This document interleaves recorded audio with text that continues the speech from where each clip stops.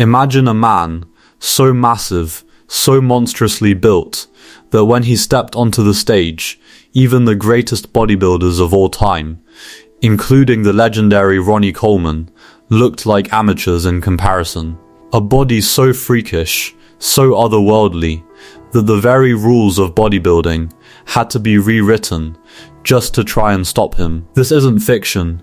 This is the insane, heart-wrenching journey of Markus Rühl, the bodybuilder who defied the odds, fought the system, and became one of the most iconic figures in the history of bodybuilding. But what price did he pay for greatness? And what does his story say about pushing the human body beyond its limits? Stay tuned, because what you're about to hear will leave you questioning everything about the limits of human potential. Born in 1978, Markus's story didn't start with fame, glory, or trophies. It began with loss. At just 6 years old, Markus's father, a man who was everything to him, passed away from pancreatic cancer, a disease that ate him from the inside out. As a child, Markus couldn't understand death. He saw his father slowly wither away, his hair falling out, blood vomiting from his father's body. All Markus could do was ask, "Mom, when will Dad come back?" He couldn't comprehend the magnitude of what he was losing, but the absence of his father shaped his future in ways he couldn't yet understand. It made him stronger, more determined, and, in a way, set him on the path to build a body that would one day shock the world. By the age of 18, Markus had his sights set on soccer. His dream was clear: play professionally, build a career, and rise to fame through sports. But fate had different plans. A severe knee injury shattered his dreams of becoming a soccer player. It wasn't just a typical injury. It was so bad that the doctors were clear: either undergo a drastic treatment or his career was over. The treatment? Muscle building.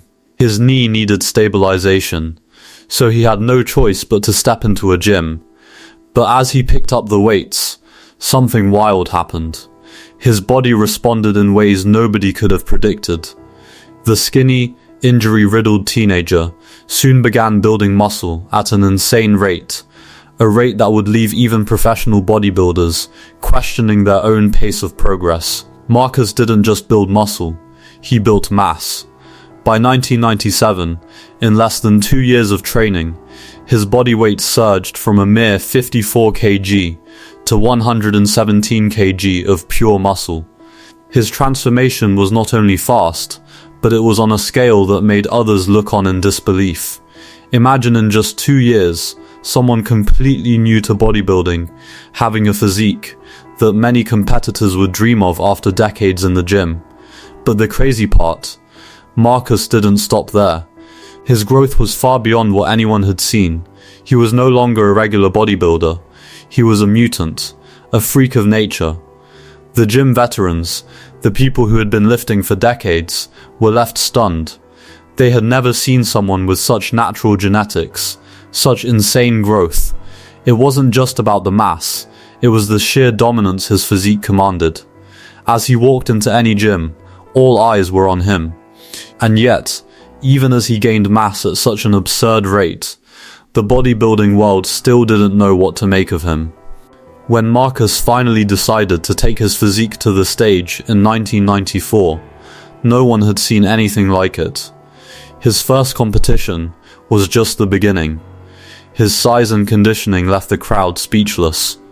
He stepped onto the amateur stage and claimed victory in the heaviest weight class. But this wasn't enough.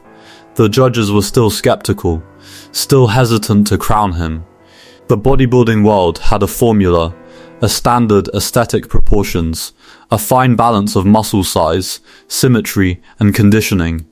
And Markus's size, it was too much. His freakish body was just too far out of the norm, and that made the judges uncomfortable.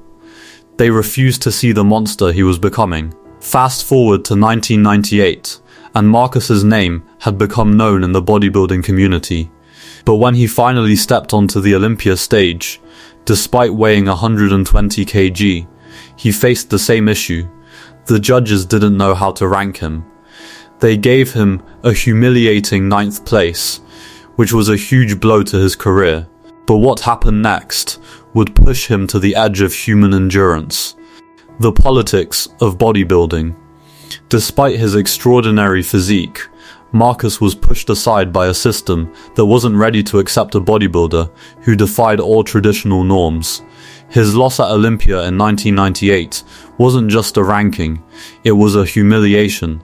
But as many people would give up, Markus refused to back down.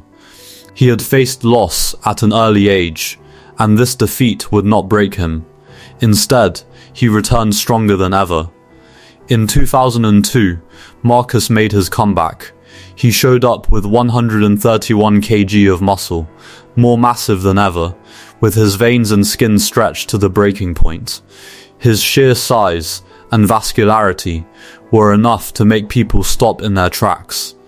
And then, in one of the most iconic moments in bodybuilding history, Markus and Ronnie Coleman, the reigning champion, went head-to-head in the most muscular pose. The crowd was on fire. In that moment, Markus did the unthinkable. He overshadowed Ronnie with his size. The people knew it. The crowd was screaming. And yet, the judges still sided with Ronnie.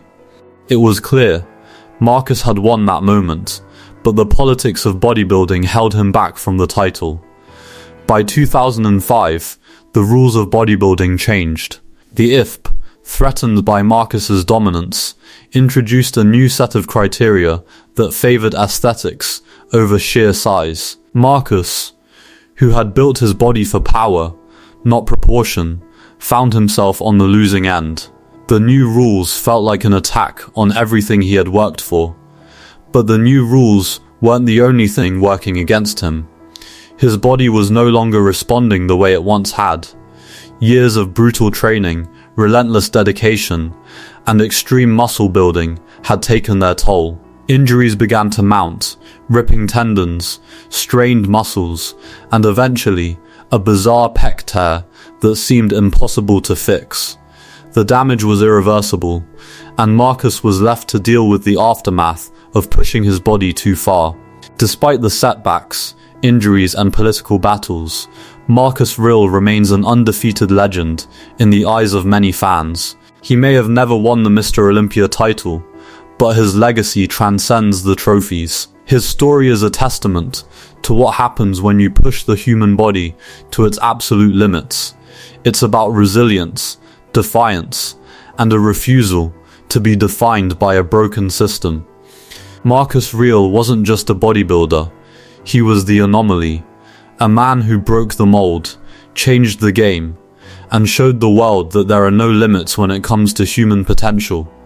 Markus Rühl is the man who made the impossible possible. If you were inspired by Markus's story, or if you think bodybuilding will never be the same after his era, let me know in the comments below. What's your take on the bodybuilding politics, and do you think Markus should have been crowned Mr. Olympia? Don't forget to like this video if you found it engaging, and if you want more stories like this, subscribe to the channel and hit that notification bell. Thanks for watching, and I'll see you in the next video. Keep pushing your limits, and never let anything hold you back.